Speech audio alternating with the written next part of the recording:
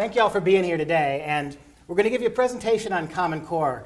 With all the big government overreach going on in our country today, this is one aspect that the vast majority of Americans know nothing about. Somebody did a recent survey about Obamacare and found that about 44% of Americans either didn't realize it had been implemented or thought it had been overturned already.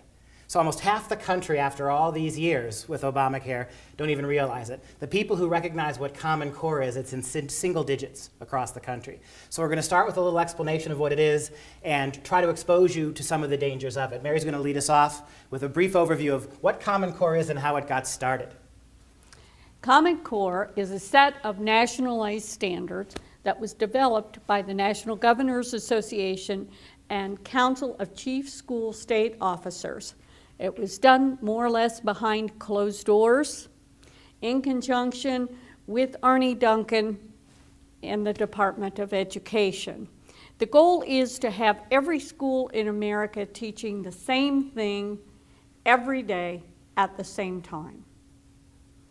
The standards themselves are written in a manner that will teach children what to think, not how to think. The National Governors Association and Council of Chief State School Officers formed a foundation, private foundation, Achieve Incorporated, and it was those private trade organizations that wrote the Common Core standards. The writer of the English language arts, we'll discuss him more in depth later, is actually a businessman. Never had any teaching. This is what the standards are, and we're going to go deeper because I firmly believe that truly there is more to this than just the standards themselves. An interesting fact, too, is you can see up there the Bill and Melinda Gates Foundation, very liberal activist group, spent about $150 million to finance these, and let's call them what they are, they're lobbyists. These groups that put this together, they're not educators, they're not teachers, they're not people with degrees or experience in education. These are lobbyists who put this together with a large pool of money, about $150 million from the Bill and Melinda Gates Foundation. And the really alarming thing about where Common Core got started, that so bad has the previous legislation on education been. No Child Left Behind has been a screeching disaster. We all know that President Bush let uber-liberal Teddy Kennedy write the education bill, which has been such a disaster. And so states have been suffering under these poorly performing schools. This particular educational paradigm we've been laboring under has been a failure. So what the Obama administration did to get states to sign on to Common Core, years before Common Core was even written, before these standards were written, under the guise of Race to the Top program, some of you may have heard of that, the Race to the Top program, the federal government promised every state in the union tens of millions of dollars of taxpayer money to help out struggling education budgets. The only proviso being, we'll give you the money now, but in 2 or 3 years, you have to accept Common Core standards sight unseen. Interesting tidbit, Georgia last week, after looking at the Common Core standards, rejected them. The federal government today decided they are pulling millions of dollars out of Georgia to punish them for doing so. All right, that's how we got here. 46 states in the union, including Wisconsin, where we are, 46 states in the union signed up, took the money under this deal that they would take Common Core when it came, no questions asked. And that's where we are now. And not only did the government try to snare the states into accepting Common Core with the trap of no race to the top money, they also offered a waiver to No Child Left Behind. Anybody who was teaching in that time can relate to the state's eagerness to get that monkey off their back. It was a disaster. So if just by signing on to Common Core, they got a waiver, they didn't have to keep in step with No Child Left Behind. This actually began with the Elementary and Secondary Education Act in 1965 with President Lyndon Johnson. And this interesting thing about the waivers, one of the things you're going to see as we move forward in our presentation is just how the synchronicity between Obamacare and Common Core. You are all familiar with the waivers, right? Even before the legislation on Obamacare had passed, they were doling out waivers to big donors. They were doling out waivers to all sorts of private interest groups. Same thing is happening here with the previous educational regime being transferred now into Common Core. And so you'll see a lot of those parallels moving forward. What we have here is a slide, and Mary will talk a little bit about it. One of the things that you'll hear the defenders of Common Core, the people, teachers unions people, people who are close to the administration, will always poo-poo what we're talking about. They'll always dismiss this by arguing Common Core is nothing but a framework. It's just a framework of guidelines. Students will have autonomy. Well, this is a pretty shocking thing we pulled right from the literature. Want to talk about this, Mary? Yes, this is a public license. It's available on the internet, and it states clearly that the copyright is owned by the National Governors Association and the Council of Chief State School Officers. And it says that the sole owners and developers, meaning the only ones, once Common Core is adopted, the only ones who can change anything about it are those two organizations. Curiously, in all the hours of research that has been put into this, there is just a very limited list of those people in those organizations. So the parents, there's a problem at school. Well, the school's going to say, so sorry, you have to go to Washington and find out who these people are and talk with them. Think about the autonomy parents have had. You've seen all these stories in the news about kids being suspended for having NRA t-shirts and how effective moms and dads and communities have been going to their local school boards, going to the local principals, going to their state governments, and getting this nonsense overturned and set right again. Well, now all that's going to go away. And the funny thing about this is it's really frightening is that the NGA and the CCSO, these are incredibly small organizations that have no formal educational background, as we've said. They're the ones now who dictate copyrighted material. And in all the schools, from kindergarten through high school, all the public schools across the land, you will not be able to deviate from Common Core curriculum. You may be able to add certain things here and there, but you are not allowed to deviate or neglect Common Core standards. So even if you try to supplement this a little bit, you're still going to have to teach the entire framework of Common Core every day in the classrooms. What threats does Common Core pose? And this was what I alluded to at the beginning. Both Dr. Besta and I agree that this is the most onerous part of Common Core, are the threats, not just the standards themselves. We're talking about threats that come along. The first one is the complete federal control of education and the loss of state and local authority over our students. This one-size-fits-all model, we see how bad that's going to be for healthcare, right? That there's no ability to distinguish regional differences, tropical climate differences in terms of where people live, agricultural differences, none of these things that affect health and welfare and well-being. It's a one-size-fits-all marketplace, if you can even call it a marketplace. It's really a forced top-down system. And one of the great problems here is that all different school districts have different needs. Some school districts are going to have more at-risk students. Some school districts are going to have more single-parent families. Some school districts are going to be much better off than others. But this one-size approach, all that's going to do, as it always does in situations like this, is gravitate to the lowest common denominator. This educational paradigm, its entire premise, it's going to improve statistically education. Simply because the standards have so been lowered, it's almost impossible, if you go through this federal program, it's almost impossible not to meet the standards because they are utterly lacking in ambition and they are utterly lacking in achievement. The bar has been set so low that it's almost impossible to meet these standards. And statistically, what that's going to mean is, look at how successful this is. Everyone is doing well in our new curriculum. The important thing to know is that many proponents of Common Core will say, well, these are just standards. We're not touching curriculum. But I have this week studied the actual teacher's manuals, and it is very utterly clear that the standards are right there in the teacher's manual directing everything the teacher says and does. you've got lawyers, the highest-ranking lawyers in the Department of Education, including Robert Eitel and Kent D. Talbert, counsel and general counsel, respectively, of the Department of Education, who made the following observation about Common Core and its legality. In imposing the Common Core standards and aligned assessment on the states, the federal government is violating 3 statutes and has put America on the road to a nationalized curriculum.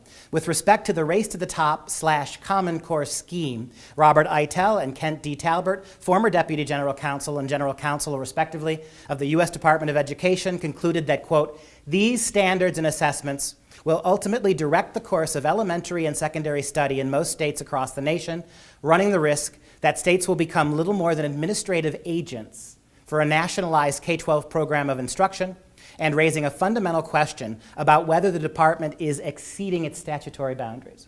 These are the Department of Education lawyers. The Race to the Top application, the initial vehicle through which Common Core was imposed, we mentioned that earlier, it requires applicants to adopt, quote, a set of content standards that are substantially identical across all states in the consortium. This means that states must adopt Common Core word for word. This is the copyright we mentioned before. This notion, so many of our teachers are utterly deluded about this. So many of our superintendents and supervisors of schools are convinced, it's the same thing they told you about Obamacare, right? Obamacare was going to be this very flexible, once it was implemented and we had this common baseline, it was going to be very flexible, you can keep your own doctor, you remember that, right? And now you've got the very democratic architects of, even the Democrat architects in the Congress and Senate of Obamacare are calling it an unwieldy train wreck. Right? This is the same path we're headed for here. And I have concluded a long while ago that the teachers and principals are being given some latitude right now with Common Core for the purpose of selling it and convincing them, oh yes, nothing's really changed. It's very clear from discussions with teachers on the 2 coasts, New York and California, that most of the country hasn't even felt the iron grasp of Common Core, but it's real and it is a threat. It's incrementalism, isn't it? That's the way all fascist states of whatever stripe operate. It's that slow, gradual creep, isn't it? Get them used to this. It's the old frog in the boiling pot of water metaphor. You know that, right? You dump a frog in a pot of water, turn the boiler on low. Frog does it gradually, it never feels it getting hotter until it gets so hot that the frog is cooked in its own juices. One of the things that we've already alluded to that is pretty insidious about this is the absolute intermeshing with the enforcement of Obamacare. How your children in schools, from kindergarten all the way through high school, are going to become absolute, for lack of a better word, lab rats for Obamacare. They're going to start mapping kids at the earliest ages. You'll see a little bit later some of the actual knowledge that the federal government will be collecting via, among other agencies, Obamacare on your kids as they sit in public schools. This is actually a we show here the Obamacare document, and note that it under the small letter B, it says the requirement for all states to assess statewide needs and identity at risk communities. It lists premature poverty, premature birth, poverty, crime, domestic violence, high rates of high school dropout, substance abuse, unemployment, child maltreatment. These are all doors that can be used for school officials to get into the homes of homeschool students. It's very likely this is how they're going to reach all students. Under this huge umbrella of mental health care, sexual health care, social health care, physical health care, abuse health care, anti-bullying statutes, right? All this stuff now under this huge umbrella allows the federal government to intervene. Schools will collect this data on a state, the states become agents, right? They go from being independent voices in how districts and school groups in their state will operate, they become little more than ciphers, whose job it is to enforce both the activities of Obamacare and what we'll see in a few minutes, data mining on, biometric data mining on your students, right? Everything from pulse rate and facial expression, blood pressure as they sit in the seats. Not every student is going to be monitored every day. But they will be. In fact, they're already being tested. We'll tell some anecdotes from places like New York of kids already coming home, having been invasively measured and monitored in their schools. But the tie-ins to Obamacare, and if you get a chance to look more at the statute, we can only give you a snippet here in what we've given you, but almost every aspect of your kid's life is completely subsumed under the parameter of health. And the schools now spend more time attending to what health is than teaching lessons. And so schools now become primarily, and we knew this was coming, many commentators have remarked about this, that once the government controls healthcare, then everything you do affects the bottom line, doesn't it? Every breath you take, methane, or every breath you take, the amount of sleep you do or don't get, where you drive, when you drive, and in particular, the next generation. And you see why this is a perfect Trojan horse. You're going to hear that word from us a lot. Common Core is a Trojan horse for the implementation of all these super far-ranging, big government penumbras to cover every aspect of human existence. You get a chance to see all the things that are covered there. Right? By the time we're done, I think you'll recognize that there's very little left for parents to do. There is very little left that becomes in fact, nothing becomes the province of the parent. You don't have a right to teach your kids what you want to teach them about homosexuality. Because if you teach them the wrong thing, that qualifies under anti-bullying legislation. And you'll see that in a moment, too. So these tie-ins are absolutely shocking. Let's talk about data mining and intrusive record keeping. This is an area where I think the government, the schools, are definitely soft-pedaling it until they know that this Common Core is solidly in place. But they're prepared for it. If you go back and research, even as early as Race to the Top, in the executive summary of Race to the Top, you will see that it is mandated that states to get the money for signing on to Common Core have to build a data mining storage. Multi-billion-dollar facilities like this are growing up all over the Southwest. States will be responsible for overseeing the data mining and the record keeping of every single student in the schools. And it's, of course, like everything else, this is bigger than just the schools. But these specific buildings are being built to house billion-dollar operations, to house these huge sweeping electronic records on your kids. Think about this for a second. Remember when we were kids and you'd be in grade school or elementary school, you'd have a bad day? You'd fail a quiz or you'd blow off a test, and that by the end of the semester you'd righted the ship and you got the grade you got. Now, every assignment, every grade you get, every warning you get from a teacher or every disciplinary episode, staying after class and clapping erasers or being sent to the principal's office, this becomes part of your permanent file and will be with you for the rest of your life, and it can be accessed by law enforcement, can be accessed by job creators, if you go to apply for a job. Something that your kid did in 6th grade, theoretically, will be at the fingertips of employers moving forward. This kind of huge database system on all of us. Again, this is a bigger problem, and these facilities are built for more than just Common Core. But one of the key aspects of where Common Core and Obamacare overlap is the keeping of the NSA, keeping of these records on every aspect of human behavior. Right? When a state signs on to Common Core, they have their choice of belonging to two different test consortia. There is the Smarter Balance, and then there is PARC. I have learned that when a state signs on with one of them, that the state gives the test consortia total right to any information that they put in this database, and the agreement is that the test consortia then must report everything to the federal government. It's a direct pipeline. And the IRS, too, of course, of necessity, does a lot of this information gathering. And so as we now know that the IRS and Obamacare are inextricably linked, 16,000 new IRS agents hired over the last few years, all to keep track of your health care. Because your health care now is a taxable item, isn't it? Well, it's free, but you have to be paying your taxes to cover the so-called free health care. And so all that data mining, right, all this ties in here. all these different areas of government overreach, it's almost like an octopus just suffocating the life out of you. From kindergarten up, one of those big tentacles comes across, and in all these different ways, it all contributes. And the thing that's so insidious about this is we've known from history, we've known how these types of big government implementation programs always work. It just takes one new generation of kids. If you can just start with one new generation of kids from the earliest ages. The president was again on the news the other day talking about how he's pivoting once again to the economy. And it's all about mandatory pre-K now, right? That's what he wants. Every American kid has the right to be in school at age 5's not early enough. Get him in at age 4 now, right?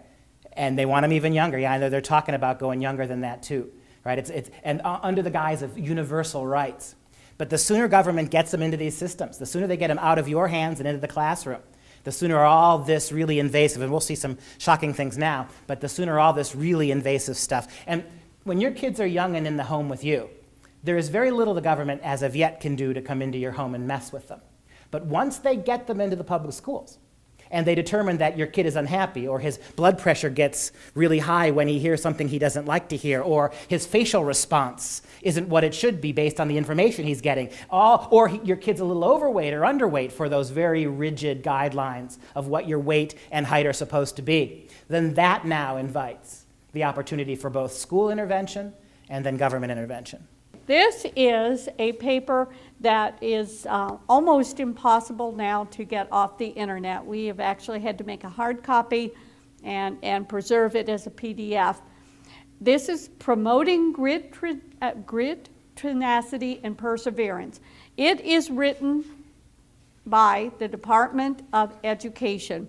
As you can see, it was published in February of 2013. Please note that the Department of Education was very much linked with the National Governors Association and the Council of Chief State School Officers. Arne Duncan was involved very closely with this.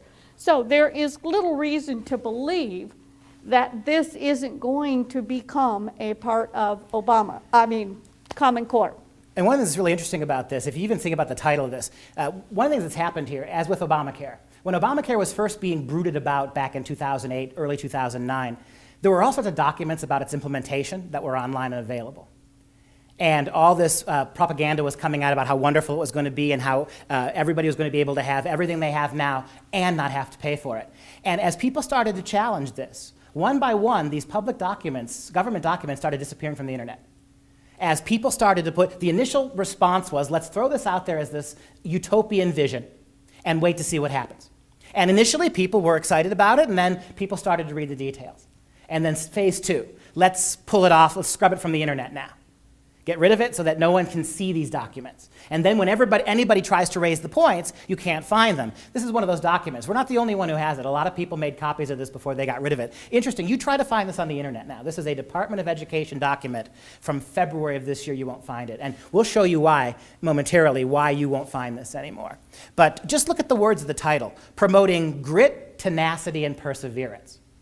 That's what we want in education, right?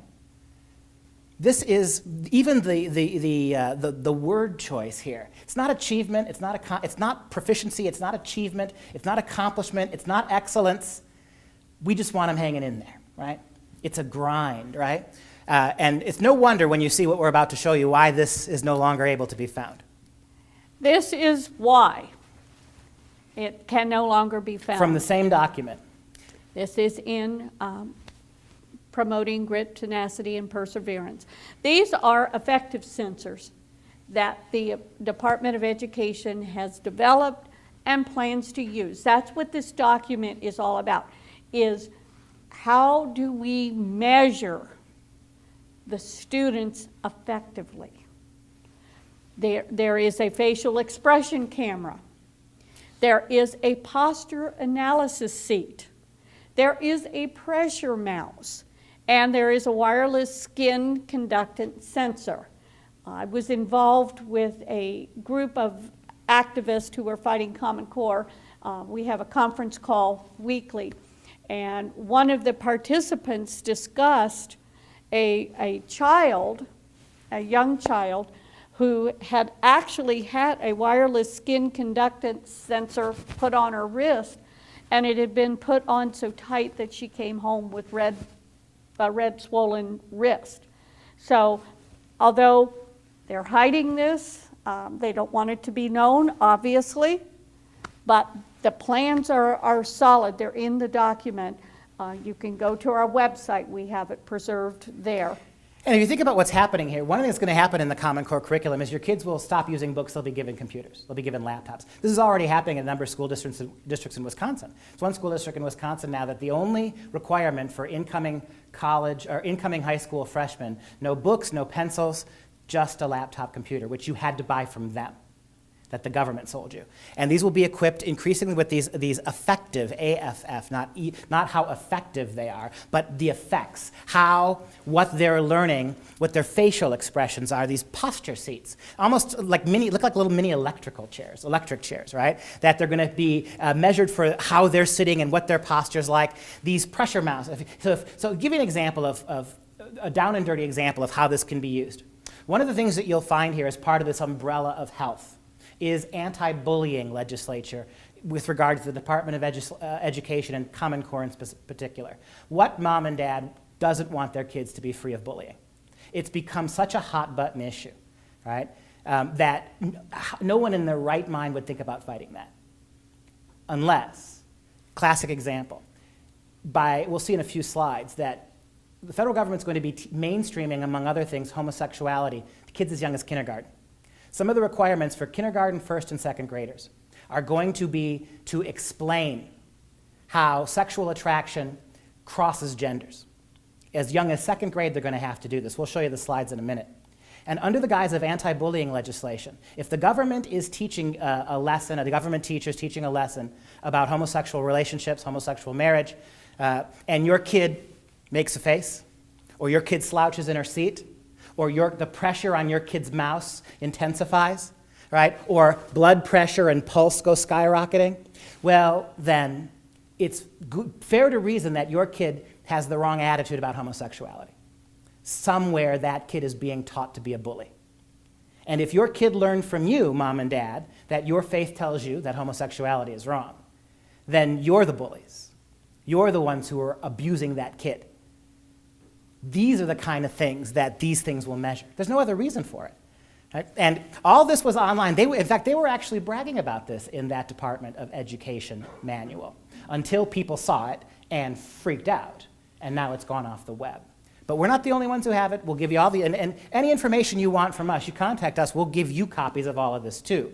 And there are more things besides that one mother from New York City, yes? Yes, there is a mother whom I've been in contact with on a very regular basis, had an incident where her son was having some definite problems in the school classroom after they changed to Common Core. And it included meltdowns in the school lobby. He's a little third grader. And then it progressed to him locking himself in the car. And to resolve this issue, they sent four school authorities out to get him out of the car. Not any parent will know that that's not the way you deal with a situation like that. The mother stood back, hoping that the school people could handle the situation nicely, and the vice principal grabbed the child, or was going to grab the child, this little boy, by his ankles to take him into school that way. And we should point out something that we haven't made clear yet. Aspects of Common Core are already in the schools. In the state of Wisconsin, the English language Common Core has already gone so far in Wisconsin schools that when a lot of this was brought to the attention of some state legislators, they tried to postpone it to have hearings on. They're supposed to have hearings over, 4 sets of hearings are supposed to occur in Wisconsin over the next 3 months. They promised us these hearings 6 months ago. We've heard nothing about them. But 4 or 5 months ago, when a series of people, both in-state and out-of-state, protested in Wisconsin, a number of state legislators tried to put the kibosh on this, at least until they themselves, because it's stunning how many congressmen, how many senators. I'm not convinced Governor Walker even knows the extent of what's going on with Common Core. The number of elected politicians we've talked to, you know much more now than they do, because this has been so hush-hush. All we know at a state level is we received millions of dollars of money that we wouldn't have had otherwise 3 or 4 years ago. And all it took was to sign on to these Common Core standards. Right? So bringing this all to the attention is really critical. But in these, when these legislators got together to try to look in to see if this was really true, they did found out enough that really shocked them. So they tried to temporarily put them on hold. Turns out that the English standards were so far advanced in Wisconsin schools already that they couldn't stop them. They put the math on hold, but they could not put on hold the English, which is absolutely traveling apace right now in Wisconsin schools. And how many people in the state, how many parents in the state of Wisconsin do you think have any idea that it's already there? The most glaring example of this would be the C-SCOPE program in Texas. C-SCOPE. Now, Texas is one of the 46 states in the union took it. Texas was one that didn't. Texas was very suspicious of this. Texas was very vigilant about, as you know, about this big government intrusion. Unbeknownst to the state legislature of Texas, the school board unions and the teachers unions had begun implementing this curriculum called, and you can look this up, called C-SCOPE, very similar to Common Core, C-SCOPE, right? And so what it was a prototype of Common Core. The assignments and the requirements of this program were so outrageous that within about a year, parents all across the state of Texas were complaining about it. Among other things, 12-year-old girls were required to come to class in Texas dressed as Muslim girls, covered in burqas, covered in everything but the eyes, for Muslim Awareness Day. By the way, they did not have a corresponding Christian Awareness Day. One of the assignments for third graders was to imagine a new communist country and draw its flag. And we have images of that too, of kids going home and drawing little communist flags with hammers and sickles in their public schools. Well, about 2 months ago, this became exposed in Texas. And the Texas legislature about a month ago came out and said, as of September of this year, C-SCOPE will be completely gone from our school system. Already the insidious nature of what was going on with C-SCOPE. This has been going on Mary mentioned that this all got started. This federalization movement really got started back in '65 with LBJ, right, the Great Society. And it's come and it's gone and it's gone and it's moved forward and it's taken steps back. This is a very big, this is in some ways a default blow. Once this happens, it's going to be hard to undo it. And I think it should be noted right here and now that the authors, the architects, if you will, of C-SCOPE were none other than Bill Ayers and Linda Darling Hammond. I encourage you to look them up and you will find who out Bill Ayers what is, kind right? of people the unrepentant bomber from the 60s, the Weather Underground, who allegedly Obama started his campaign in his front room, and he claims to have been the ghostwriter of Obama's 2 biographies. This is the guy who, after unabashedly trying to bomb the Pentagon, getting away with, and not really having to really suffer for it, became, not surprisingly, a highly respected college professor. He's now retired, giving $100,000 lectures all across the country, all across the world, really, about the implementation of socialism in the modern classroom. He was one of the chief architects of C-SCOPE. And we could go beyond this. We haven't even gotten into iris scanning yet, which is already starting in some schools. Taking you think fingerprints or something. Iris scanning there's already talk about that being implemented in schools, and there is even talk about mandatory MRIs. Yes, it's called an fMRI, functional MRI. It's similar but not exactly the same as an MRI that you might get for medical treatment. The fMRI actually takes a map of your brain. It can determine what you're thinking, if you're anxious, if you're angry, if you're happy, content. Strips students of every last ounce of privacy. Now, the response to this is going to be, well, I don't see this online. The response to this is going to be, well, you're exaggerating. It's the whole, you got to pass it to see what's in it thing, right? that everything that's attached to this, all the way that these things fit together, I mean, how many times can you let yourself be fooled that way, right? This kind of stuff they were actually bragging about this in the Grit, Tenacity, and Perseverance document. The information on iris scanning was the reason we don't even have it up yet, because that's just hit the news over the last couple weeks about how iris scanning is already going on in certain schools. So go a little bit further here. The Trojan horse for outside interest groups, including Planned Parenthood, the National Sexuality Education Standards, and the United Nations, specifically Agenda 21. I'd like to start with Agenda 21. Bill Gates has funded, as we said earlier, over $100 million for the Common Core standards. There is a document that shows that he was aligned with UNESCO's, that's a subsidiary of the UN, their education arm, the United Nations Educational and Scientific Cultural Organization. UNESCO developed education for all. Bill Gates was a participant in this, partnered with them. If you look carefully, you will see a great deal of similarity between the UN's Education for All and Common Core. The purpose of this, it is easily concluded, is that to implement Agenda 21, because it is so radical, children have to be educated and taught to believe in this and taught to think that way. So there is a tie, a definite tie, between Common Core and Agenda 21. Just give a brief overview of what Agenda 20 is broadly. Agenda 21 is a plan to preserve the environment, but its purpose is similar to Common Core. It's control. Control of how far you can drive, the kind of gasoline you can use, the way that you use your own property. The size of your house. Yes. The number of pets you can have. Yes. And one of the interesting things about this is that if you look at the C-SCOPE program, which is a clear forerunner of Common Core, Bill Ayers is involved in it, tied to UNESCO, right? The United Nations global education paradigm, which is systematically designed to elevate non-Western countries while stagnating Western developed ones. One of the interesting things is, if you look at the curriculum C-SCOPE, do you know who wrote some of the social studies lectures that were taught in Texas schools? La Raza, the Radical Separatist Hispanic or Mexican organization.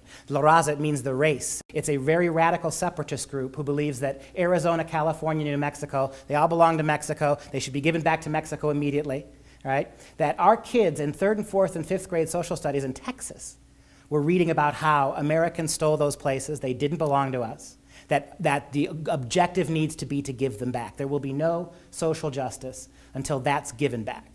This was in the actual curriculum. Right? La Raza is a violent separatist organization. Some government organizations even have them labeled a terrorist group.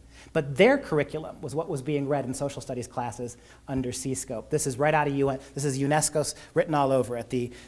Besides the United Nations, Planned Parenthood is in charge of much of the literature about sexual education that will be in the schools.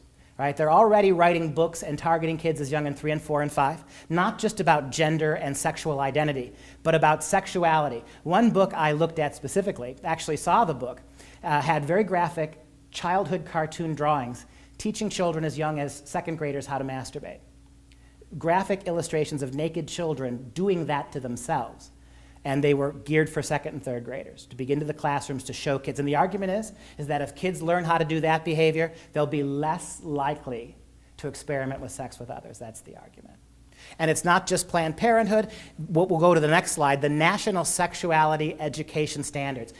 If take every one person in this country who's heard of Common Core, divide them into 10. That percentage may have heard of the National Sexuality Education Standards. These are how your kids, under the umbrella of Common Core and Obamacare, are going to be taught sexuality in the schools.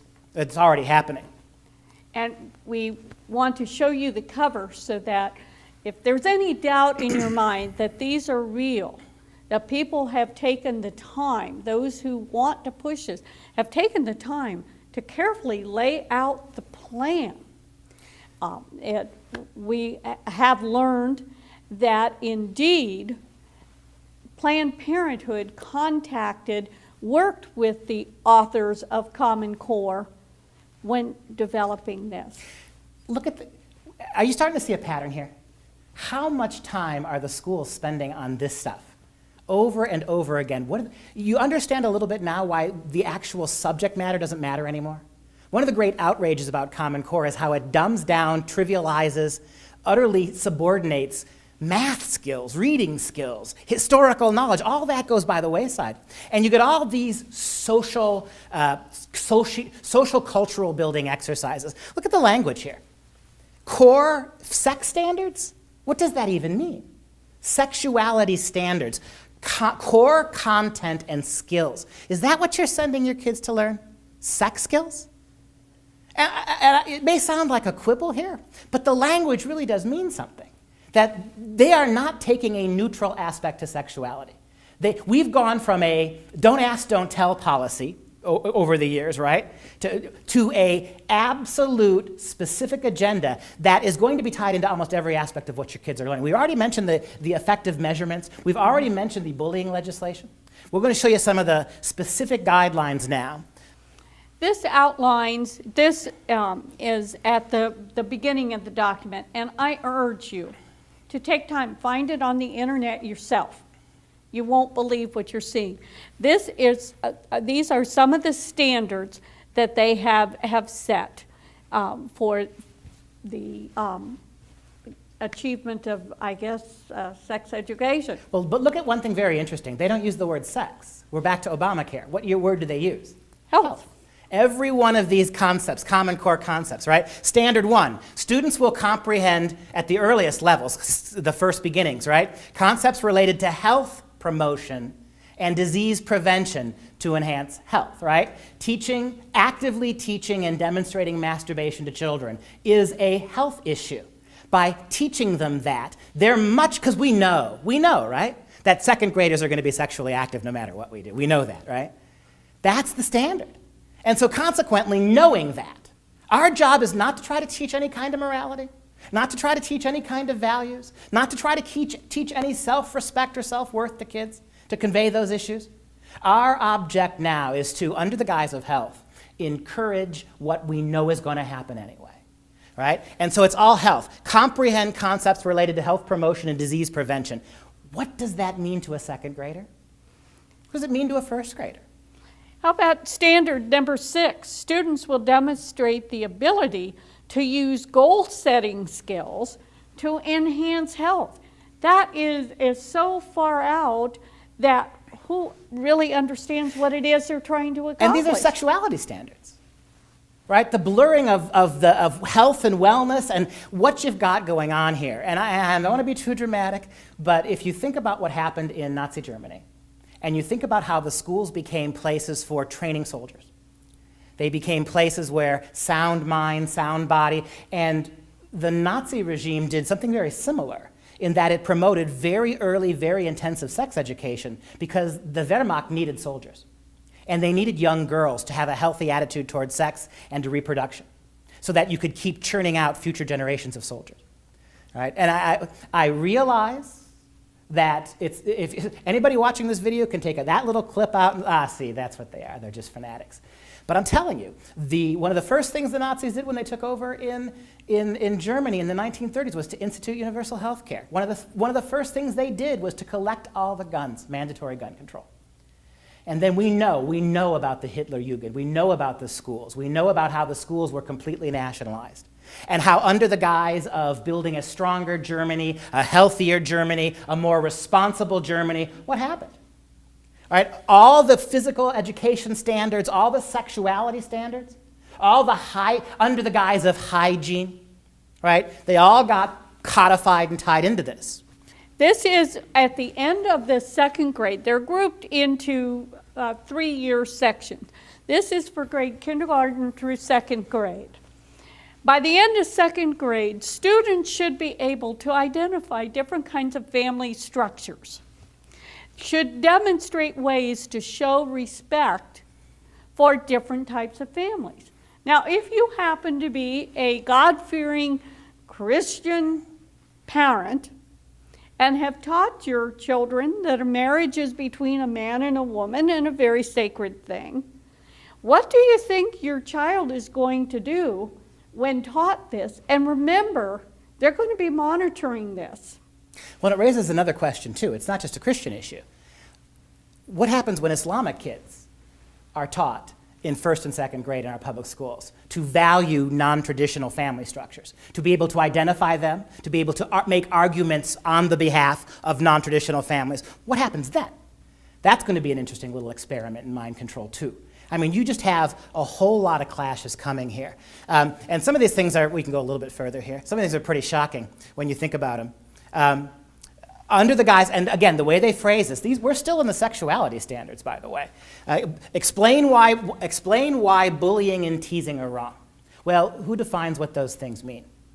The nice thing about this is they use these buzzwords that, no, in all honesty, I'll tell you, I would rather have my kid punched in the nose every day and his lunch money taken by one bully than to have the full force of the federal government in sort of coming down in this very restrictive way of who's really, if you want to talk about what bullying is, you want to talk, you're not allowed, your moms and dads aren't allowed to teach their kids what they think sexuality is and isn't. Moms and dads no longer are allowed to determine the rightness and wrongness of certain sexual activities. And if you don't conform, right, then what happens? Your kid shows up. And under the guise of health care, I can show you the monitor. Your kid's blood pressure was accelerated when we talked about homosexuality. Your kid's pupils dilated. Your kid slouched in his seat. What are you doing at home to make your kid anxious about these issues?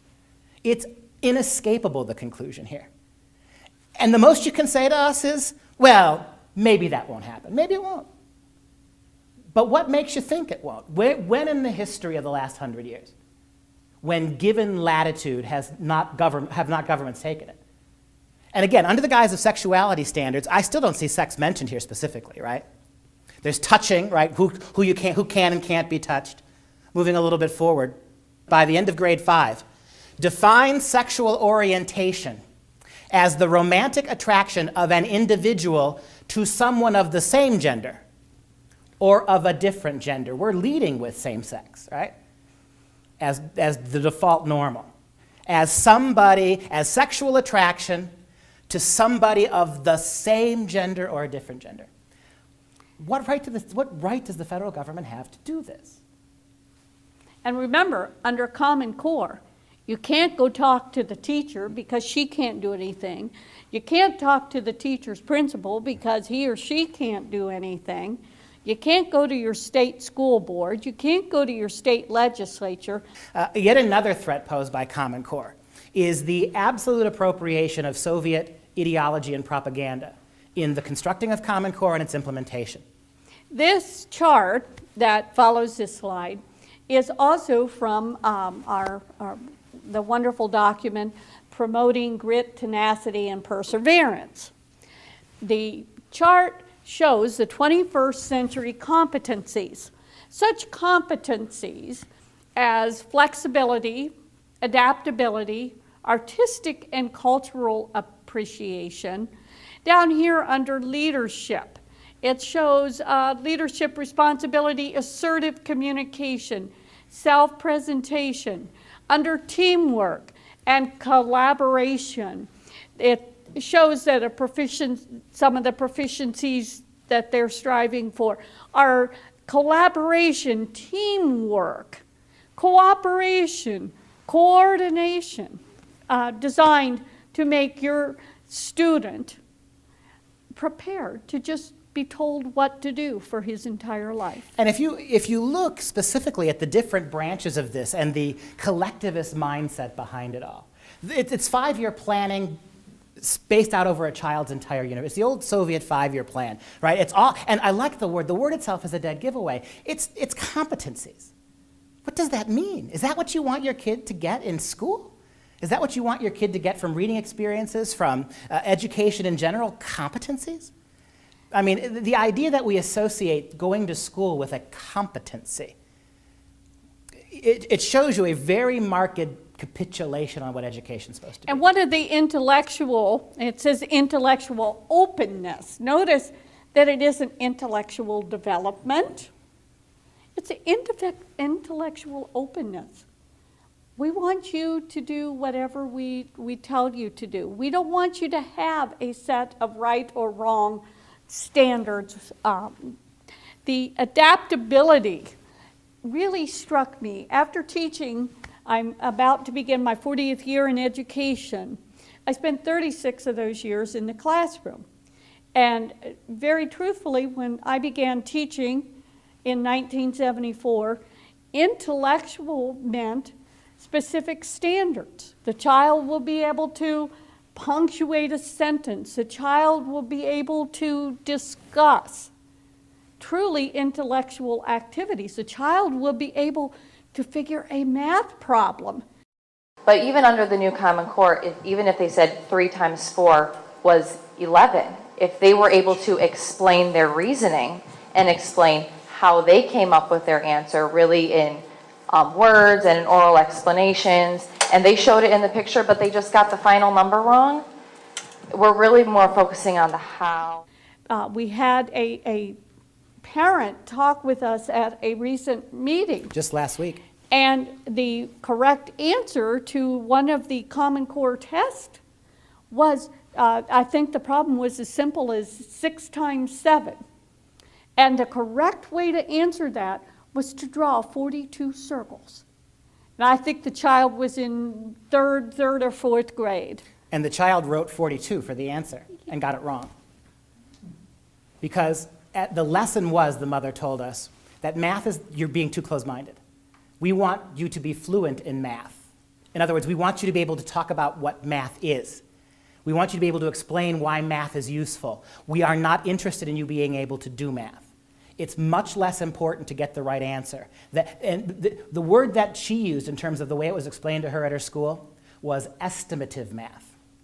That the purpose of math is to be able to estimate, to be in a ballpark, to be able to have a sense of how math should function. The details of right and wrong answers, they don't. As a matter of fact, and you see how fascist this is, by the way?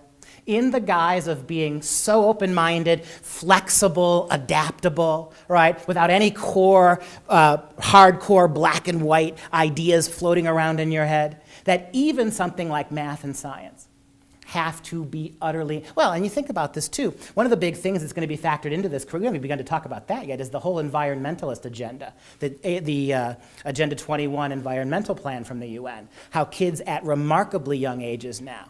But this is going on for a long time. You know, when I was a kid in the 70s, I remember this distinctly. In like 1978, I was 3 or 4 years old. I was 5 years old in 1978. And I remember, as young as 5 years old, when we were learning how to read, I remember that the teachers brought, we spent almost a month on this in class, a kid-centered story about the coming ice age. And I remember it because it scared me to death. At that age, I had no idea how to process this. But my teachers had convinced me that within a few years, this 6-mile-high sheet of ice was going to push me and my whole family into the water when we were going to drown. That's all I remember about it. I remember having nightmares about this. But as young as 1st and 2nd grade, even in the 70s, now, of course, global freezing has become global warming, forget it now. Let's just call it climate change. Because the climate's going to change if you wait long enough, so we can cover everything under the rubric there. But at very young ages, I remember being scared witless about this. And of course, as an adult, the idea that a 6-foot glacier tomorrow is going to just push me into the ocean. But kids this young are being exposed. And what flexibility means, again, you think about this. We're going to be so open-minded that the only thing we won't tolerate is an opinion. So open-minded that the only thing we will no longer tolerate is a right answer. And that's the really horrifying aspect of this when you get right down to it. How will Common Core affect homeschooling families? This is a common error that I hear talking with homeschool families from all over in my capacity as development director for Freedom Project Education. The homeschool families have the idea that somehow they're shielding themselves from Common Core. the opposite is the truth. You have the opportunity right now, at least, to opt out of public schooling. And statistically, homeschooling enrollments, obviously not enrollments, but homeschooling joinees are rising at a rate 7-to-1 over public schools, right? So it's a huge movement now. The problem is that with all of this tie-in to Obamacare, with all of this biometric required information, with all of this bullying legislation that's going to be cemented in Common Core, it's going to be awfully difficult for you to keep your kids home and not have to participate in that. And furthermore, the other thing that's going to happen is all the standardized tests are beginning to change to reflect not true and right and answers, not mathematical answers, but mathematical estimation. Young boy already in 3rd grade gets the right answer. 6 times 7 is 42. He gets marked off for it. The SAT has already conformed its college entrance exam to, already done it, conformed its college entrance exam to Common Core, even though the first generation of Common Core kids won't be coming through for 10 or 15 years yet. That's because it's already in the schools. And the ACT is on the fence. We're looking into this now. There was reports that they had conformed, and then they said they weren't, so we don't know what's coming. But here's the problem. You homeschool your kids. You teach them how to critical think, read, and write. What happens when they have to go to college? What happens when they have to take the SAT and the ACT? If those are all geared, if all these tests are then geared towards the Common Core system, how can your kids, as smart as they are, pass them? And you can see what's going to happen. Within a few short years of this, what's going to happen. In the same way that Obamacare itself is a Trojan horse for single payer. It is going to be so unwieldy and disastrous that it'll never work with all these exchanges. So by default, oh, let's just do single payer, which the government wanted to begin with, but they knew could never get passed, right? And so this is going to be the same thing here. In 4 or 5 years, the government's going to say, well, look at how well our kids are doing on Common Core. When all they've done for 15 years is have the same rote, repetitive drone lessons pounded into their heads. They vomit that forth back on the exams. So, but they're all doing well. And it's right now, homeschool kids are exceeding public school kids in terms of ACT, SAT scores, in terms of how they do when they get to college, basic competencies, right? They're exceeding all that. But that's going to flip when the standards change. Then the federal government says what? Well, homeschool is failing our kids.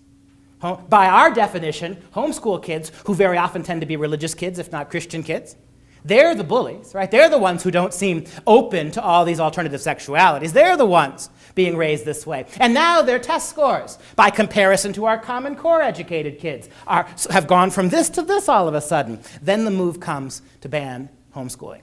That, by the way, is one of the other first few things the Nazis did, the banning of homeschool curriculum. You heard about the German couple who came here. Big in the news, right? This German couple came to America because they weren't allowed, Christian German couple was not allowed to homeschool their kids in Germany. It was a federal, they risked jail time. They emigrated here, they tried to get a refugee status so they could stay in this country. We have 11 to 20 million illegals in this country now who we must grant amnesty tomorrow. It's the civil rights thing to do. This one German couple, fleeing actual oppression in their own country, they are being deported back. Agencies have now taken their side and are taking it to the Supreme Court, but the Obama administration ordered them deported back to Germany. And here's a little factoid for you. After World War II, the German government stripped all the Nazi laws from the book except one. The one law that was a holdover from Nazi Germany today in Germany is the absolutely no homeschooling law. Private schools and public schools that don't accept government funds. I don't know that there's a public school that doesn't. But those schools that don't take any government money are exempt from Common Core, which is the truth at this minute. But we go to the next slide, and we learn that the most immediate threat to homeschool and private school students is the expansion of statewide longitudinal databases, which we have already discussed. And they go on to say that the designers of these systems fully intend for homeschool and private school students to be a part of this massive data collection. And we're going to get into one of the ringleaders, if you will, for this collection when we start talking about the publishers that have aligned with the Common Core. This is the Homeschool Legal Defense Association, by the way. It's a pro bono group of lawyers whose job it is to keep the right for parents to homeschool open. And this thing that they're talking about here is pretty serious, because this is where the Obamacare stuff comes in. By all means, you have the right to homeschool your kid, but you don't have the right to opt out of Obamacare biometrics either.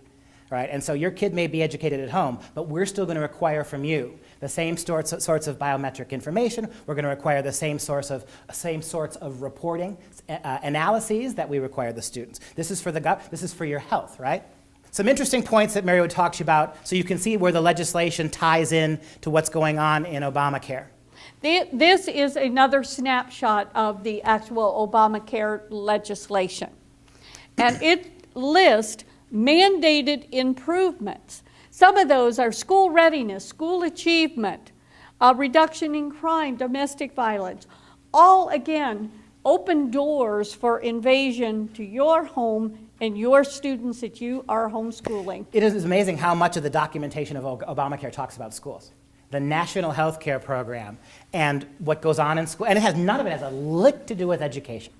All this social and biometric engineering, all of this data mining and record keeping, it's all throughout that multi-thousand-page document that nobody read before it was passed, and that we were told, we'll figure it out after we pass it.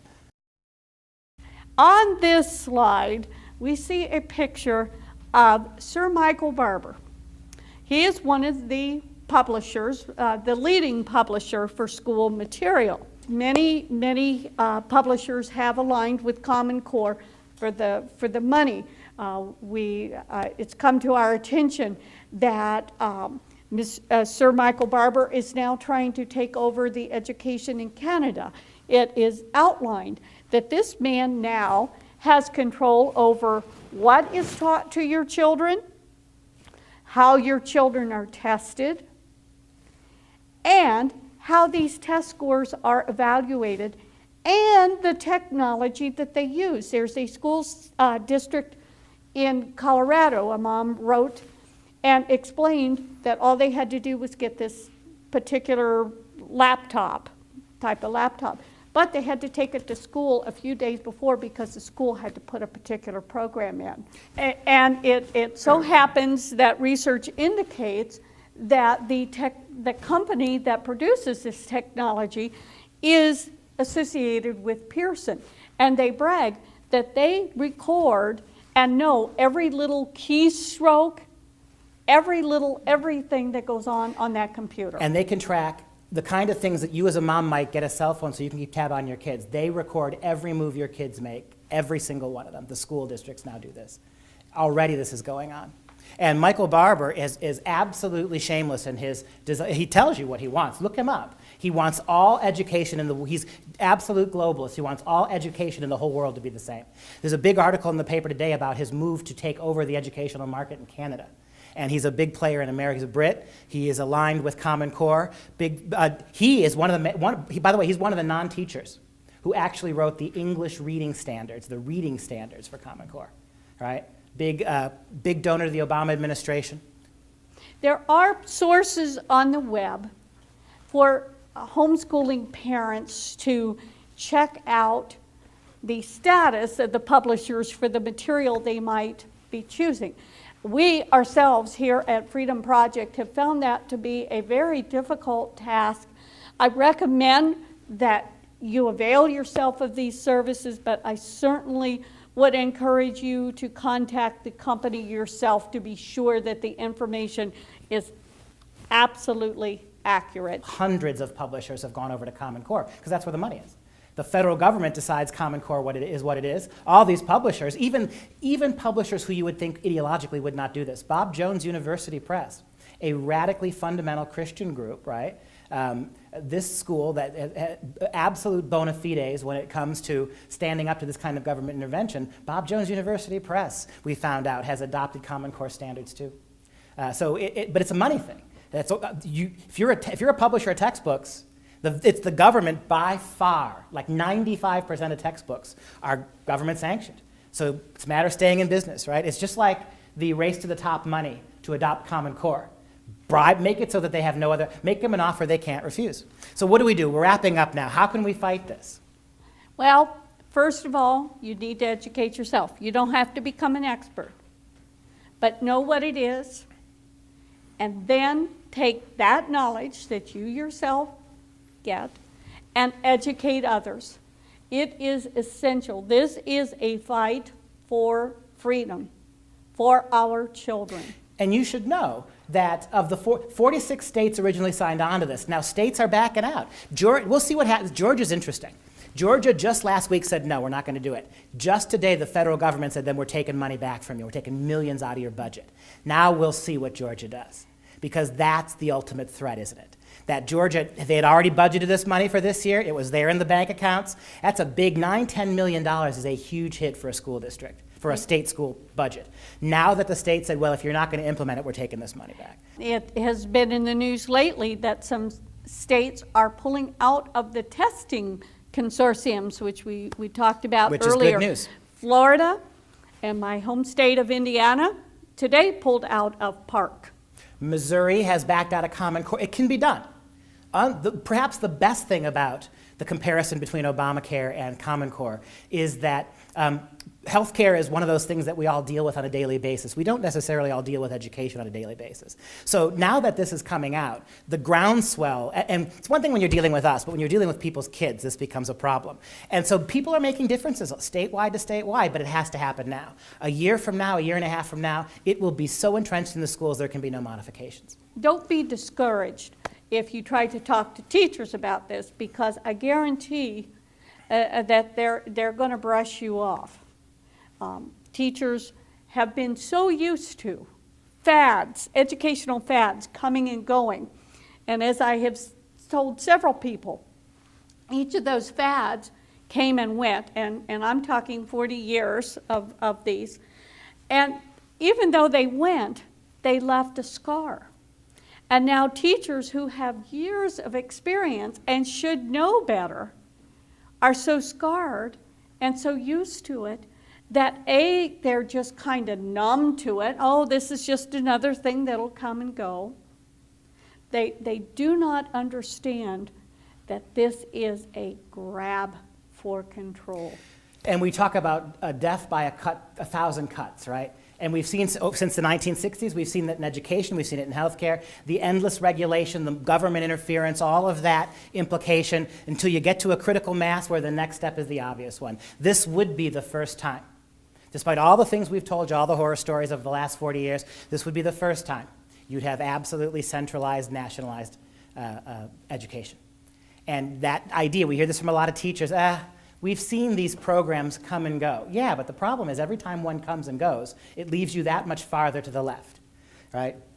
If you think about how bad No Child Left Behind was, and where that, you couldn't have Common Core had you not had No Child Left Behind, had you not had all of these incredibly failed government-minded educational programs dating back to at least the 1960s. And so now, as with healthcare, you couldn't have had Obamacare had you not had the Hillary debacle in '97, right? You couldn't have had it. And so we reached the point now where critical mass is there. And the problem is, and I'm willing to defer to any of you, just give me one example in American history where a big government centralized this is an entitlement program, isn't it? Right? When do they ever go away when you start them? So if you're going to fight them, if you're minded to fight them, the thing that you can do, and you think the teachers are woefully miseducated about this, your legislators don't have a clue. Ask them to pay attention. Just write them a letter. If you're not even convinced by this yet, if you've got to do your homework, just write a letter and say, hey, do you know what's going on here? I guarantee you most of them won't have the vaguest idea. All they know, they're politicians. It's all about budgets. And they know they had more money this year than they did last year because the government miraculously gave $30 million to the state of Wisconsin, or $50 million to the state, whatever state it is. And that money's there, and we need it. But at what price?